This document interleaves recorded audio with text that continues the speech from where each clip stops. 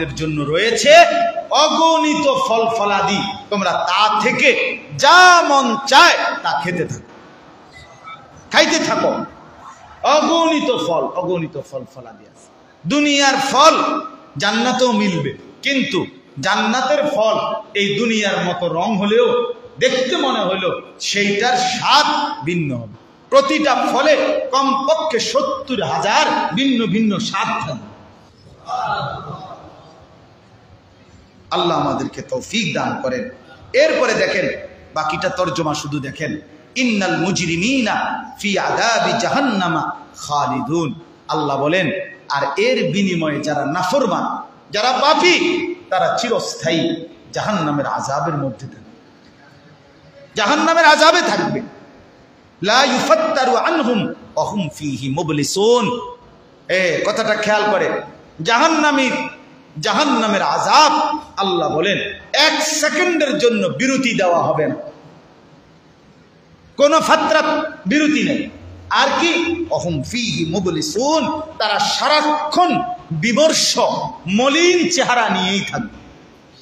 দুনিয়াতে তো আমরা অনেক সময় ভাই কি গো, একবারে চেহারাটা কালো, মলিন, কি মনটা খারাপ, বড় কোনো পেরেশানিতে আছে, তো অনেক সময় মানুষ আছে না পাইতো একটা হাসি দেয়, আরে না কিসে সমস্যা নেই, এটা কই হাসি দিয়ে উড়াইয়া দেয়। আল্লাহ বলতেছে জাহান্নামীর মুখে 1 সেকেন্ডের জন্য হাসি জুটবে না, বিমর্ষ মলিন হয়েই থাকবে। অহুম ফীহি মুবলিসুন। এরপর আল্লাহ বলেন, ওমা যালামনাহুম ওয়ালাকিন কানু হুমুজ জালিমিন। রব্বুল আলামিন বলবেন, জাহান্নামী, তুই যে জাহান্নামের ভীষণ আগুনে মরছিস, পুড়ে যাচ্ছিস, নাফরমান, আমি আল্লাহ তোর উপরে 1 বিন্দু জুলুম করি নাই, বরং তুই নিজেই ছিলি জালেম, নিজেই নিজের উপরে জুলুম করেছিলি।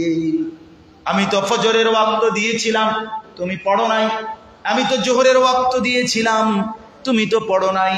আমি তো হালাল উপার্জনের সুযোগ দিয়েছিলাম, তুমি তো করো নাই।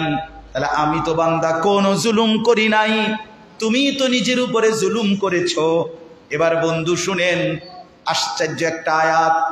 জাহান্নামী চিৎকার করে বলবে, ওয়ানাদাউ ইয়া মালিক, ইয়া মালিক লিয়াকদি আলাইনা রাব্বুক। জাহান্নামের ফেরেশতা মালিক, জাহান্নামের দায়িত্বশীল যেই ফেরেশতা, সেই ফেরেশতাকে জাহান্নামীরা ভীষণ আগুনে কষ্টে উত্তপ্ত হয়ে চিৎকার করে বলবে, ফেরেশতা, হে মালিক ফেরেশতা, তুমি তোমার রব আল্লাহকে বলো না, লিয়াকদি আলাইনা, আমাদের মীমাংসাই করে দেখ, আমাদেরকে জীবনের তরে শেষ করে দেখ। এভাবে বারবার শাস্তি না দিয়ে একেবারেই চিরতরে মেরে ফেলুক, চিরতরে ধ্বংস করে দিক, একদম মাইরা ফেলুক, এটা করতে বলো না। ক্বালা ইন্নাকুম মাকিসুন। ফেরেশতা তখন বলবে, না, অনন্তকালের জন্য তোমাকে জীবিত হয়েই এখানে অবস্থান করতে হবে, 1 সেকেন্ডের জন্য মরবা না।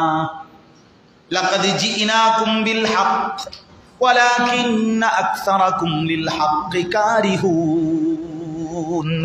আল্লাহ বলবেন, জাহান্নামী বারবার সত্যের আহ্বান, কল্যাণের কথা, নেকের আহ্বান আমি আল্লাহর পক্ষ থেকে তোর কাছে এসেছিল, কিন্তু তোদের অধিকাংশই আমি আল্লাহর হক আর সত্যের বাণীটাকে অপছন্দ করে প্রত্যাখ্যান করেছিলে।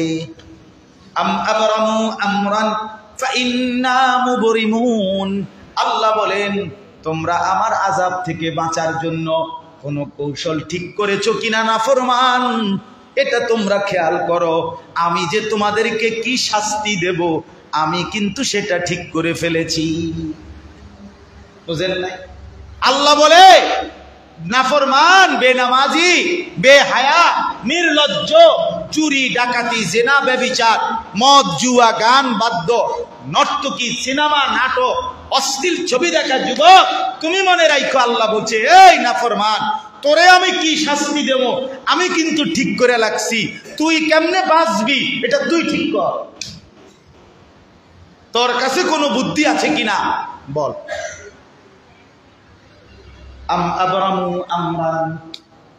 তারা কি কোনো ব্যবস্থা চূড়ান্ত করেছে কিনা? নাফরমানরা ফাইন্না মুবরিমুন, আমি কিন্তু আমার ব্যবস্থা ঠিক করে রাখছি, আমি আমার শাস্তি ঠিক রেখেছি। নাফরমান বল না তোরা তোদের শাস্তি কি ঠিক, বাঁচবার কি কৌশল ঠিক রাখছেন? পুলিশ থেকে বেঁচে গেলেন, র্যাব থেকে বেঁচে গেলেন, বিজিবি থেকে বেঁচে গেলেন, মেম্বারের হাত থেকে বেঁচে গেলেন, চেয়ারম্যানের হাত থেকে বেঁচে গেলেন, সবার হাত থেকে ফাঁকি দিলেন। কিন্তু আল্লাহ বলেন আমার হাত থেকে ফাঁকি দিবা কেমনে বান্দা? আমার থেকে বাঁচবার কি বুদ্ধি তোমার বলো না, বলো। শেষ আয়াত আল্লাহ বলেন আম ইয়াহসাবুনা আন্না লা নাসমাউ সিররাহুম ওয়া নাজওয়াহুম। আল্লাহ বলেন নাফরমান বান্দা তারা মনে করেছে আমি তাদের গোপন কথা শুনতে পাই না। তারা ভেবেছে ওয়া নাজওয়াহুম, তাদের সলা পরামর্শ ফিস ফিস করে যে কথা চুপে চুপে আড়ালে কানে কানে বলে, আমি মনে হয় এটা শুনি না বুঝি না। আল্লাহ বলে না বান্দা, বালা ওয়া রুসুলুনা লাদাইহিম ইয়াকতুবুন। না বান্দা, আমি আল্লাহ তো সব শুনতেই পাই, সাথে সাথে 24 ঘন্টা আমার ডান কাঁধে বাম কাঁধের ফেরেশতা তোমার জিন্দেগির সেকেন্ড সেকেন্ড লিখতেছে। আমিও শুনতেছি, আমার 2 ফেরেশতাও লিখছে। লিখতেছে কিনা বলেন? হ্যাঁ, আস্তে বললে ফেরেশতা শোনে না, কথা কয় না। গোপনে বললে ফেরেশতা শোনে না, আল্লাহ শোনে না। আল্লাহ বলে তুমি কি মনে করছো? তুমি ঠোঁট নাড়াইলেও আমি বুঝি। তুমি যদি ঠোঁট না নাড়াইয়া দিলের মধ্যে বয়ে বয়ে পরিকল্পনা করো, আমি সেই দিলের কথাও তো বুঝি। ইয়ালামু খাইনাতাল আয়ুন, তুমি যদি চোখের বাঁকা দৃষ্টি দিয়ে দেখো, আমি তো সেটাও জানি কি দেখছো। আমরা আপনি দেখি না অনেক সময়, মানে তাকাইয়া রয়েছে সামনের দিকে, কিন্তু আসলে চাইছে ওটার দিকে, ফয়েজ ভাই দিকে। হ্যাঁ, মানে কৌশলে মানুষে বোঝে আল্লাহর ওলি বুজুর্গ সামনের দিকে চাই রয়েছে, আসলে ওটা কিন্তু বাঁকা চোখে মানুষের বেড়ি চাইতেছে, পরের নারী দেখছে। নাউযুবিল্লাহ। আল্লাহ বলেন আমি টের পাইছি বান্দা, আমি কিন্তু বুঝছি, আমি কিন্তু বুঝছি। ইন্নাল্লাহা খাবীরুম বিমা তাসনাউন, তোমার অন্তরে তুমি যা কিছু করছো ঘুরাইয়া ঘুরাইয়া আমি সব বুঝি। এই জন্য শেষ কথা আপনাদের কাছে আমরা মিলেমিশে ঘুরে ফিরে একই কথা, আমরা আমাদের জিন্দেগি সুন্দর করি, আমরা আমাদের আখিরাত সুন্দর করি। দুনিয়া চলুক, আখিরাতকে সাথে নিয়ে, ঠিক কিনা বলেন না কেন? বাজার ব্যবসা, আয় রোজগার, স্ত্রী সন্তান, ছেলে মেয়ে, ঘর বিল্ডিং দালান সবই হোক, কিন্তু আখিরাতকে সাথে নিয়ে, কবরের চিন্তাকে সাথে নিয়ে, পরকালকে সাথে নিয়ে উপার্জন করেন, মানা নাই, কিন্তু হালাল হালাল করেন, আনন্দ করেন, মানা নাই, কিন্তু হালাল স্ত্রীর সাথে আনন্দ করেন, পরের নারীর সাথে। দেখেন সুন্দরী নারী দেখতে মন চায়, নারী নারী কালো হইল আকর্ষণীয়, নারী সুন্দর হইল আকর্ষণীয়, নারী সৃষ্টিগতভাবে আকর্ষণীয়, অতএব সেটা হালাল স্ত্রী, সে যেই রঙেরই হোক সে আকর্ষণীয়, তার দিকেই মহব্বতের নজরে দেখে। আল্লাহ তাআলা আমাদের প্রত্যেককে কবুল করেন। আর আমার শেষ অনুরোধ, এই দোতলা মাদ্রাসাটা আপনারা সবাই মিলে, আমার চেয়ারম্যান ভাইকেও আমি অনুরোধ করছি, আপনিও দয়া করে সুযোগ পেলে একটু খবর নিয়েন, কি হয়েছে আসলে, কি হচ্ছে, বিষয়টা কোথায়, কেন একটা হলো নাই একটা আছে, দুকে দুকে মরতেছে, এরকম হবে কেন?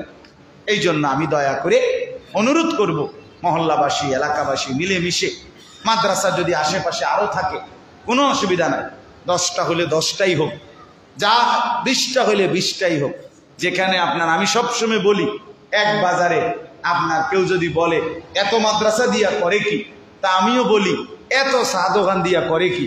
একটা বড় গাজি টাঙ্কি 1000 লিটারের, ওই যে গাজি টাঙ্কি যেগুলো, এটির ভিতরে চা বানাইলে তো পুরা চান্দিনার মানুষ খাইতে, বুঝেন না এমনি কথা? 1000 লিটারের একটা গাজি টাঙ্কির মধ্যে যদি চা বানাইয়া চান্দিনা স্টেশনটার মধ্যে থুইয়া দেয়, তাহলে এরা প্রত্যেক দোকানে ছোট ছোট কেটলি দিয়া চা বানানোর আলাদা দরকার কি ওইতে খাইব দিয়া? এটা আপনি মানবেননি, কথা বলেন না কেন? তো তাইলে তাইলে এত চা দোকানের দরকার, এত মুদি দোকানের দরকার, একটা দোকান বড় করে দিলে তো না। এটা কোনো কথা না, এটা কোনো যুক্তির কথা না। বরং মাদ্রাসা, মসজিদ, দ্বীনি ফিকির এখনো কম, এখনো কম। ওয়াজ হয় মাসে কয়দিন, বছরে কয়দিন এক মহল্লা, আর টেলিভিশন চলে প্রতিদিন কয় ঘন্টা, কথা বলেন না কেন? নর্তকী নাচে কত ঘন্টা মুসলমানের ঘরে, আর আল্লাহর কোরআন তেলাওয়াত হয় কখন বলেন, হিসাব করেন। এখনো আপনার কাছে না মনে হয় মসজিদ মাদ্রাসার অভাব নাই? দিনদার কোথায়, নেককার কোথায়? নেককার মসজিদে রমজানের শেষ 10 দিন ইতিকাফ করছে কয়জন, আর ওই 10 দিন বাজার মার্কেটে মার্কেটিং করছে কয়জন, কথা বলেন না কেন? হ্যাঁ, ঈদের দিন জোহরের নামাজ পড়ছে কয়জন, ঈদের দিন পার্কে এবং রেস্তোরাঁ এবং চতুর্দিকের রাস্তায় আড্ডা মারছে কতজন বলে? তাহলে নেককার কোথায়? এখনো কি পরিমাণ মেহনত দরকার। আল্লাহ আমাদেরকে তৌফিক দেন। এই যাদের ওলামায়ে কেরাম, যাদের ফিকিরে আজকে এই দ্বীনি মজলিস হইছে, আল্লাহ তাআলা তাদেরকে উত্তম ভাবে কবুল করে।